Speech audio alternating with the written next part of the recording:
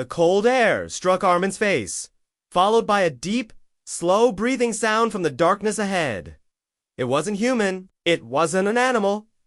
It was something in between. Arman lifted his torch with a trembling hand, the flame flickering violently as if it were scared itself. Then, two long, silver eyes glowed in the dark. Something was waiting. Arman slowly stepped backward, but the passage was too narrow. Only one person could walk through at a time. There was no space to hide, no space to run. Suddenly, thump, the creature stepped forward. Its shadow stretched across the stone floor. Long and twisted, Arman pressed his back against the cold wall, held his breath, and whispered, "What are you?" The creature didn't attack. It simply stared. Then, with a strange shiver, its body began to shift. Bones cracked. The shadow shrank. And within seconds, the monster transformed into a man. Or the ghost of one. His eyes kept shimmering silver, like moonlight trapped in water. He spoke without moving his lips. "The fountain does not heal all. It changes." Arman swallowed hard. "Are you?" "Its guardian." The man-creature nodded. "Once, I came seeking eternal youth." "Like you?" Arman's heart stopped. "Did it grant it to you?" The guardian smiled, a broken, painful smile. "Yes, but at a cost." His skin shimmered again, slowly shifting back into beast-like scales before returning to human shape. "I gained life, but lost myself." Arman stepped closer, driven by a mix of curiosity and fear. "Why are you here? What is this passage?" The guardian pointed to the darkness behind him. "This is the way to the heart of the fountain, but none may pass unless they carry a purpose stronger than fear and purer than desire." Arman clenched his fists. "I want answers. I want the truth. That's all." The guardian tilted his head. "Truth cannot be claimed. It must be survived." Then he turned and walked deeper into the hollow darkness.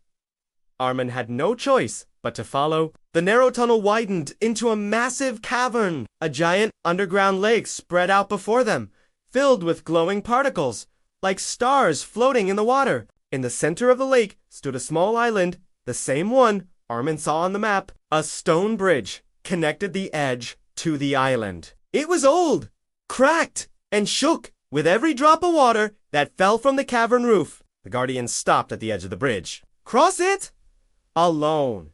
Arman took a deep breath and stepped onto the bridge. Crack.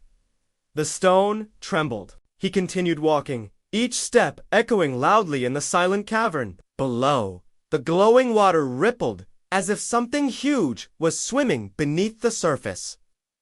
Halfway across, splash! Something brushed against the bridge's underside. Arman froze. Then another splash. And another! Until dozens of glowing shapes appeared under the water. "Please don't break!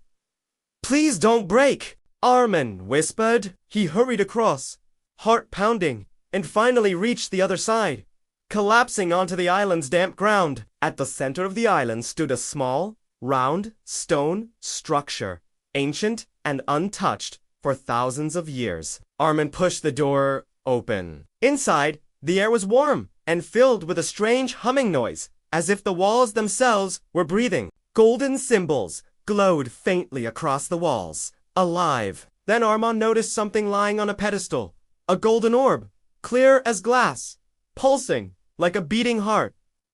He stepped closer. The humming grew louder. When he touched the orb, a surge of blinding light exploded across the chamber. Arman found himself standing in a vast white space. Ahead, he saw something impossible, a younger version of himself, 10 years younger, smiling, happy, and beside him, Zara, alive. Her eyes sparkled the same way they used to. "Arman," she whispered. "You can change everything." Arman stepped forward, tears forming in his eyes.